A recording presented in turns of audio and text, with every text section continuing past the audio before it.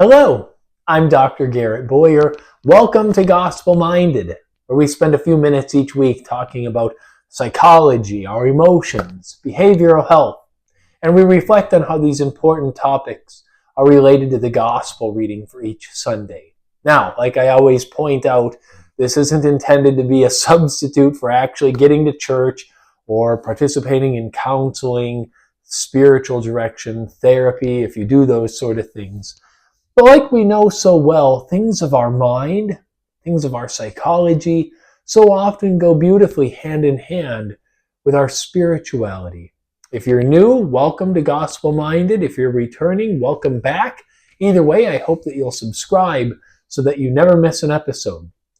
Okay, now, big spender, let's talk about money because that was sort of a theme in today's gospel. I want to read to you just a little bit of what was going on here. So it comes from Mark chapter 10.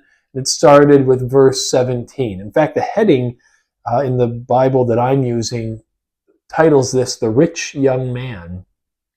It says this: As he was setting out on his journey, a man ran up and knelt before him and asked him, "Good teacher, what must I do to inherit eternal life?"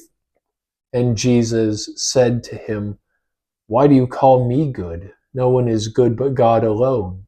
You know the commandments: do not kill, do not commit adultery, do not steal, do not bear false witness, do not defraud, honor your father and your mother." And he said to him, "Teacher, all these I have observed from my youth." And Jesus, looking upon him, loved him and said to him, "You lack one thing. Go sell what you have and give to the poor, and you will have treasure in heaven. And come follow me." At this saying, his countenance fell, and he went away sorrowful, for he had many possessions. Wow. So this is a couple weeks in a row that we've had pretty challenging gospel readings where Jesus is really pressing. What happened to this fun-loving Jesus that said, "I'm okay and you're okay and everybody can do whatever they want all the time"? I don't think that Jesus exists. I think that's a figment of our imagination.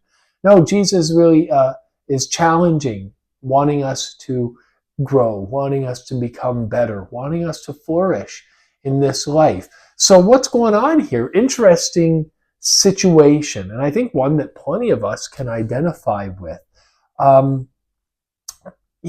Sell all your possessions, give to the poor, and follow me.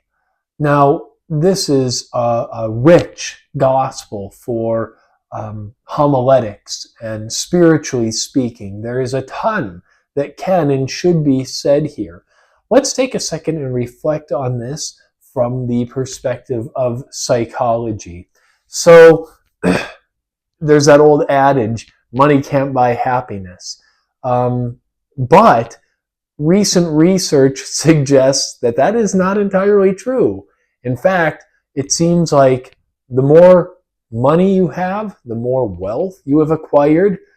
On research studies, it seems like those sort of people score higher on subjective happiness scales. And in fact, a lot of research from the last several years has shown a correlation between mental health problems and lack of financial resources.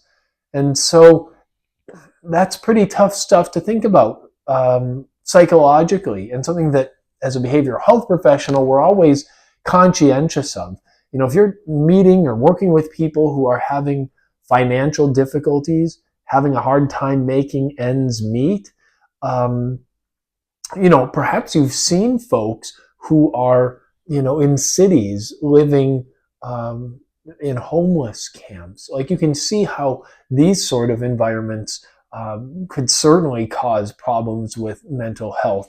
But even, I think about the people who have lost their job and been laid off or fired, or people who have a job but boy, money is really tight and they're on a tight budget.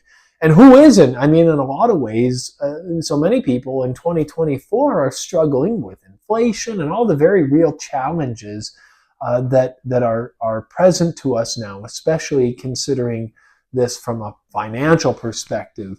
Um, but my point is, as a behavioral health person, when we are working with folks who are concerned about money, that is an area that can really stress people out. Anxiety can come from that. Depression can come out of that. This feeling of helplessness and hopelessness that no matter what I do or what I try, I just don't have financial security and stability. And this is apart from, abuse of wealth. This is from a perspective of I'm just trying to pay my bills and make ends meet. Um, it can be a real struggle and a real challenge. And the literature suggests that people who don't have a lot of financial resources tend to have a higher rate of behavioral health problems, especially related to anxiety and depression, like I've mentioned. Now, conversely, there was this old saying, like I say, money can't buy happiness. And I think for a lot of years, there was this assumed um, adage that, if you were able to make ends meet and have your basic needs met, it didn't matter after that how much more wealth you accumulated. I think maybe 10 years ago, the number that was sort of tossed around was $75,000. If you make $75,000, and this was, like I say, years ago, but if you make this amount of money, you're going to be able to make ends meet and have your needs met. And, after that, it doesn't really matter how much more money you've got. Your happiness isn't really going to fluctuate. But now, like I say, new research has come out suggesting that that's not true, that the more money people have, the more subjectively happy they rate on some of these measurement instruments. But this is what I think is going on here. Money for money's sake, wealth for the sake of wealth is one thing. But what I believe happens with people who have financial resources and who are really well off regarding money, I think one of the reasons that they may rate themselves as happier is because they're doing something fruitful and profitable with their money. I read an article recently about this gentleman who married into a family that was extraordinarily wealthy. And he said one of the things that just, astonished him getting to know a culture of uber wealthy people was how diverse they were in their skill set.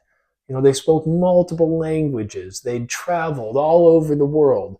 They were involved in all kinds of philanthropy and were doing all these sort of things that, most of us don't have the opportunity to do because we don't have that kind of money. But what I think was interesting about that, and what was sort of enlightening for me, was that it wasn't like the way he told that these people weren't sitting in their house like Scrooge McDuck, snuggling up with their money, counting it in their big safe. They were doing things with it that were beneficial to themselves, yes, but also to others and to their community, involved with philanthropy, involved with projects in their regions. And I think when they start to change this narrative, and when we think about the things that make us really rich, it's not money, but it's what we can do with what we have available to us. And to me, that's the most important point.